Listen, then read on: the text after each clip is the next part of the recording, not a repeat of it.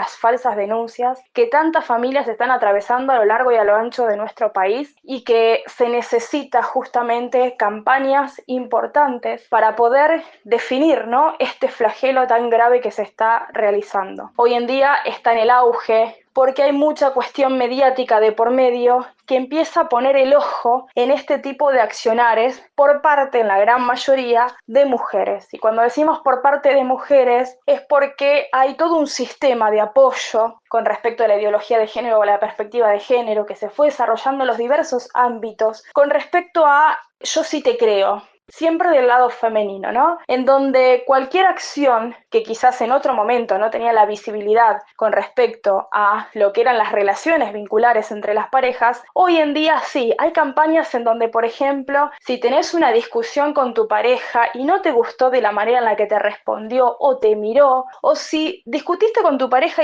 y esta pareja no te elige para seguir continuando la relación, vienen como esta cosa de revancha, ¿no? De decir, bueno, ¿en dónde te pego? Y hay muchas mujeres que se toman como venganza, como caballo de Troya, como quien dice, la falsa denuncia. ¿Por qué? Por una habilitación del sistema. Cuando yo escucho en la gran mayoría de los casos que me llegan, siempre las amenazas vienen, vas a ver lo que te voy a hacer, porque a mí me cree todo el mundo, yo voy y le lloro al juez y el juez me cree y vos vas en cana. Entonces tenemos también, que siempre decimos, que la justicia es el problema, no es parte, es el problema, porque justamente no tiene los criterios y la idoneidad profesional para vislumbrar este tipo de conflictos. No hay un trabajo de prevención. Se toma digamos, el discurso o la frase terminada de la denunciante y se toma ya como tal, como víctima y como respuesta acabada, sin investigación del hecho, sin realmente un abordaje interdisciplinar de capacidad, teniendo en cuenta la capacidad de científica, ¿no? Hoy en día con un informe psicológico de psicólogos clínicos que muy alejado de los psicólogos forenses está el análisis, porque no hay rigurosidad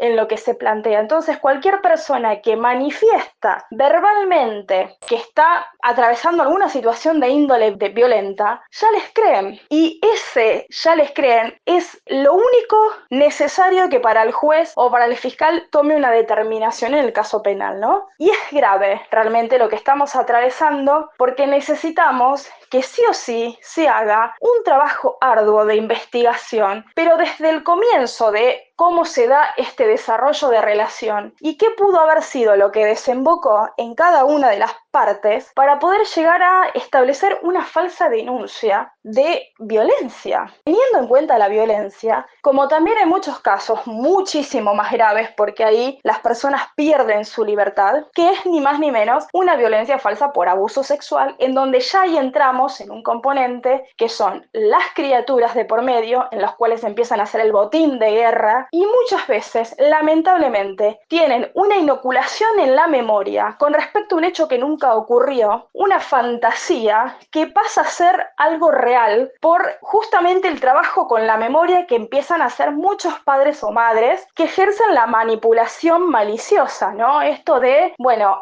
tu papá me hizo tal cosa y tu papá te hizo tal cosa. Y quizás desde el mundo fantasioso de los niños comienzan a hacer ese relato en algo real. Con respecto a las relaciones vinculares paterno-filial o materno-filial, cuando existe la falsa denuncia, automáticamente uno de estos vínculos queda desdibujado, obturado, aniquilado, eliminado. Entonces, no es solamente con el progenitor o la progenitora que se aparta, sino más bien con todo lo que es el árbol genealógico de ese niño, parte de su identidad. Acá hay una ruptura en la identidad de un niño o una niña, porque arrasan con todos el sistema judicial. Me refiero a que una madre o un padre va y denuncia y automáticamente se toman estas medidas de protección, le llaman ellos, de medidas cautelares, con respecto a privar al niño con el posible culpable ante algún hecho. Pero a ver, si hablamos de una persona a la cual va a estar sometida a un debido proceso, un proceso de investigación, ¿por qué la justicia también habilita a este progenitor o progenitora a que corte los lazos vinculares con abuelas, tíos, primos, madrinas, padrinos? O sea, ¿por qué cortan con todo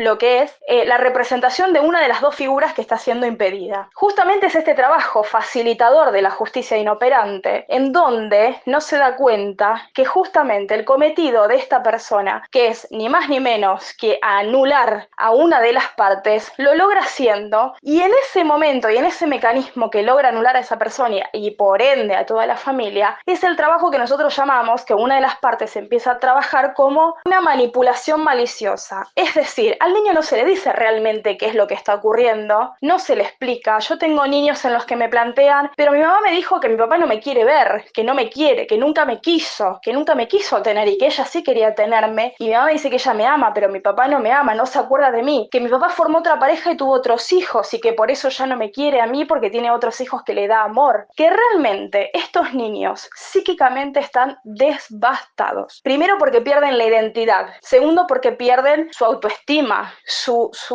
autopercepción, su autoconocimiento, sumado a que vienen con muchas sintomatologías que empezamos a visualizar de depresión, sintomatologías de inseguridad, de baja tolerancia a la frustración, tienen problemas de concentración en la escuela, problemas vinculares con sus compañeros, tienen problemas en todas las esferas volitivas, porque si uno hace este análisis, es lo que yo estoy haciendo, digamos, en mi área, ¿no? De evaluar a niños que están siendo impedidos de contacto y ver cómo es la repercusión psíquica que están teniendo, es realmente preocupante. Preocupante porque de esto no se habla desde el adultocentrismo, se toman decisiones arbitrarias sin tener en cuenta el psiquismo del niño, porque el perito que los evalúa dentro del Poder Judicial viene con un speech sesgado, adoctrinado, producto de lo que tienen que decir acorde a lo que el juez o la jueza quiere escuchar. No ven más allá de eso, no analizan la totalidad, ellos adjudican de que están sobrecargados de trabajo, pero realmente quiero creer que esto es un trabajo ético de responsabilidad porque estamos hablando de personas, cuales derechos están siendo totalmente arrasados. Ni hablar cuando se jactan de decir que ellos se basan en el interés superior del niño,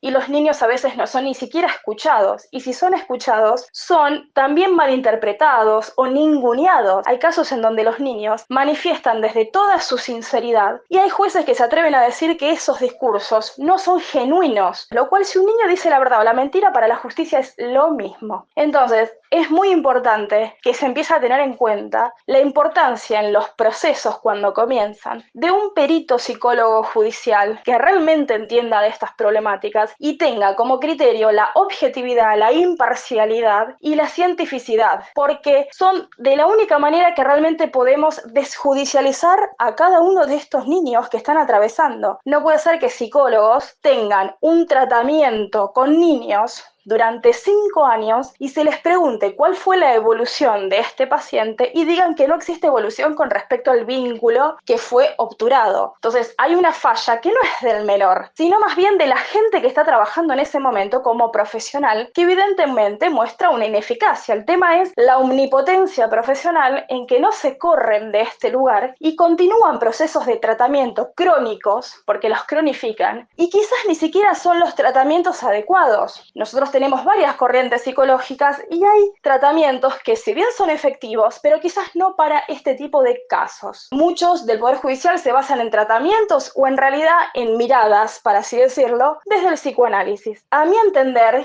y desde la praxis cotidiana que realizo, los tratamientos a realizar para este tipo de problemáticas deben ser terapias cognitivos conductuales, que es decir, nos enfocamos en la problemática actual, en el aquí y ahora, y basamos nuestro abordaje en cuanto a la resignificación, la reestructuración con respecto a esto. ¿Es importante lo que atravesó el niño en otras edades? Por supuesto. Pero ¿cómo puedo yo elaborar lo que pasó antes si en este momento tengo un conflicto agudo, que ni más ni menos el niño está siendo obturado de un vínculo? Entonces, bueno, es mucho lo que hay que trabajar, es una temática y es una problemática que realmente pega duro a muchas familias. Lamentablemente, cada 15 días tenemos que dar la noticia de que un papá o una mamá se suicidó a causa de esta inoperancia y el aletargado tiempo judicial, y vemos que hay mucho discurso con respecto a hacer cosas, pero en el concreto todavía no estamos viendo resultados. Y esto lo planteo por la ley de falsas denuncias, que se ha pronunciado hasta el ministro de Justicia y aún no ha sido tratada, como corresponde al recinto, ¿no? Así que esperamos que así sea en las sesiones ordinarias y podamos tener una sanción más acorde a lo que implica arruinarle la vida a una de las partes. Que el Congreso del 28, que va a ser en Río Cuarto, en Córdoba, voy a estar también exponiendo en una de las mesas junto a otros profesionales. El Congreso está destinado justamente a trabajar y abordar y a brindar herramientas con respecto a toda esta problemática. Son diversas ponencias, como te decía, distintos profesionales, entre ellos van a haber abogados civilistas, abogados penalistas, psicólogos, peritos judiciales. En mi caso, mi ponencia va a ser el rol del psicólogo judicial en el área penal y civil en función de las falsas denuncias. Por otro lado, sabemos que Córdoba es uno de los lugares más calientes con respecto a esta problemática. Hay mucho silencio también. Nos llegan comentarios de causas graves por impedimento de contacto y falsa denuncia. Entonces, el hecho de hacerlo en Córdoba también tiene un gran significativo, acompañar y visibilizar toda esta problemática. Es un congreso a nivel nacional porque somos profesionales de un montón de provincias. Lo importante es que se pudo entrelazar, gracias a la Fundación Puentes, que es quien organizó este evento junto a todas las otras organizaciones,